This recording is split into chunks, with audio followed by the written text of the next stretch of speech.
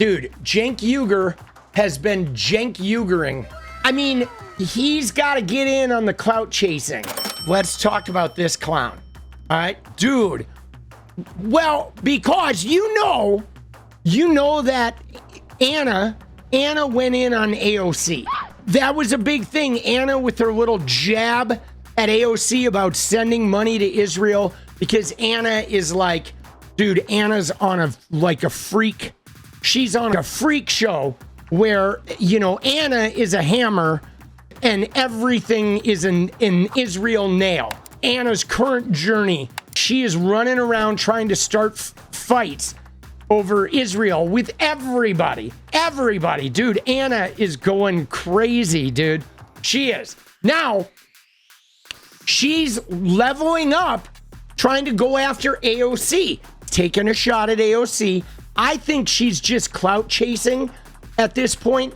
It's pretty obvious that Ana is looking for some tangible relevance. I mean, they're so irrelevant. Like, think about this, guys. The last time, there's only 2 times in the last year that anyone has talked about Ana Kasparian. One was when she flipped out with Jillian Michaels, and Jillian Michaels walked off her take, and then the show crashed the minute Jillian Michaels left, to where that show doesn't even exist anymore. It's like such a horrible cesspool of nothingness. That's one. And then the other one was when Ana did the Happy Merchant. That was the only other time that I've seen people talking about Ana, was fighting over Israel with Jillian Michaels and blowing up her take, and then the Happy Merchant. So now Ana's going in on AOC and was accusing her of voting for military aid for Israel. But whatever, AOC punked her and moved on. Now, Cenk, though, he couldn't let it go, because Cenk has to try and get in here too, right? He's like, wait, I smell a little clout. I smell $1 buried down there somewhere. Let me go take a look. Right? He thinks he smells $1 at the bottom of the toilet. He's like Big Lebowski, dude. He's putting his head in. Dude, Cenk is putting his head in, dude. Oh my God. So look at what he did here. So he writes this book. Look at this shit. He writes a 4-paragraph screed to AOC. Now, I do want to preface this with something. Okay, guys? Because this is the same Cenk Uygur who attacks every person on the left. In the last year, I have seen him attack, Sam Seder, Emma Vigeland, Francesca multiple times. I've seen him go at the Vanguard. I have seen him go at basically everyone on the left. He's been critical. I don't know if I've seen him be critical of Hassan, but I've definitely seen him be critical. I think of Mike from PA. I'm pretty sure I've seen him even call out Kyle Kulinski. There is nobody on the left that Cenk Uygur has not had some snappy, he's put a target on their back and then gone in and given the left-wingers shit. Okay, now particularly Sam Seder. He has been all over his ass, dude. Oh, yeah, Jordan Newell. Remember? Oh, my God, he went off on Jordan. He said Jordan was killing the Palestinians. Remember? Thank you. I forgot about that one. That being said, with that understanding of the fact that Cenk Uygur spends a lot of his time attacking everyone on the left. Everyone on the left. He attacks them. Look at what he writes to AOC, guys. This is a new Cenk Uygur. You're about to see Cenk Uygur turning over a new leaf. Oh, I'm a new Cenk Uygur. Oh, dude, the right wing's been good to me. Here we go. Watch this. New Cenk Uygur. He says, this might be a stronger clapback than you've had against the war or your corrupt colleagues. But we don't need any more silly beefs like this. Oh, guys, hey, Dude, Cenk Uygur's ready to not have any more silly beefs, guys. Dude, Cenk is saying we don't need any beefs. Oh, Cenky, right? You voted in favor of Iron Dome a couple times.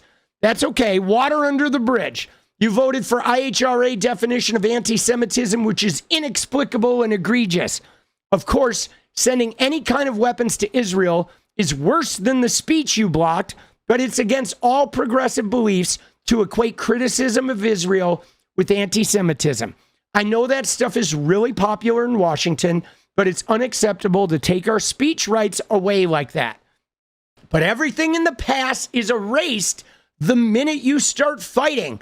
So please fight as hard as you can against this war, the insane Israeli aggression and the occupation. No, you're not fighting nearly hard enough right now.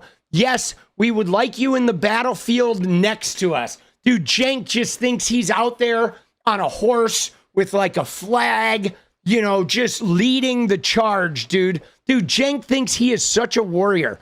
If you can't fight the establishment over this, what can you fight them over? Either you put your boots on and stand a post, or we're not interested in any sarcastic comments toward people who have been fighting against this war and Israel's control over this country in the trenches this whole time.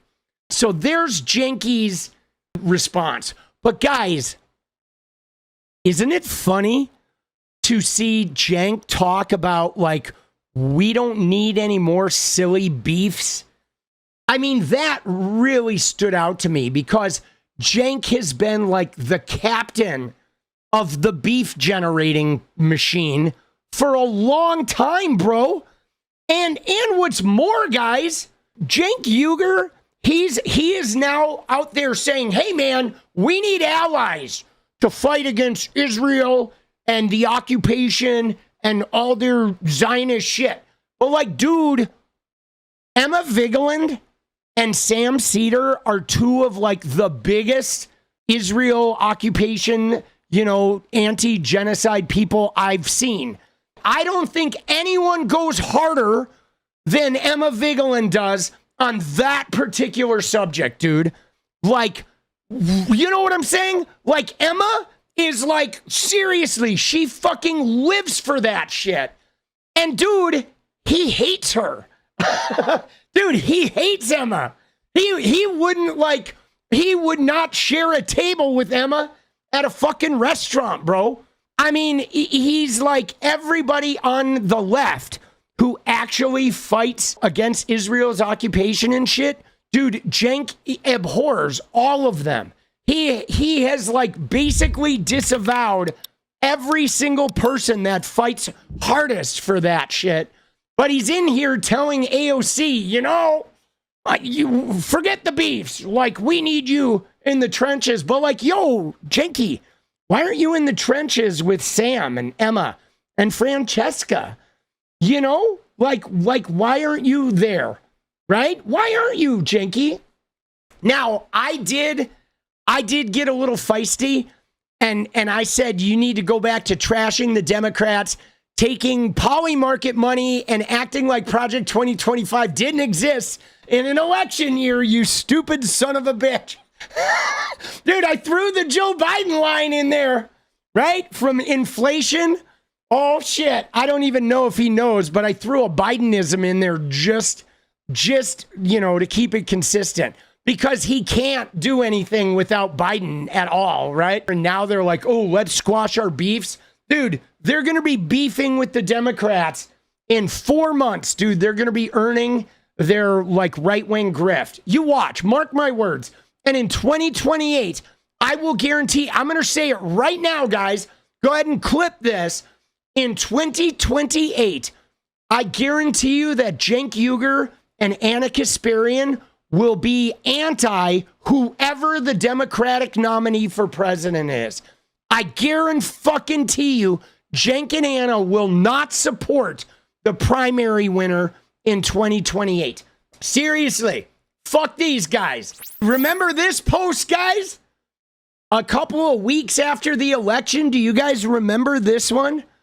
I've been trying to figure out why I'm more optimistic now than I was before the election, even though I was so against the guy who won. I know now. MAGA is not my mortal enemy, and neither is the extreme left. My mortal enemy is the establishment, and they have been defeated. He actually said that in November of 2024. Dude, that the establishment has been defeated. Dude, what a fucking clown, bro. What is up, guys? Thank you so much for watching. If you like the video, you want to support independent resistance media, you know what to do. Drop that sub, hit the like button, and please share it. And we do love our members, so if you want to become a member, it's another really great way to support. Thanks again for everything, guys. I'll see you next time. Let's go.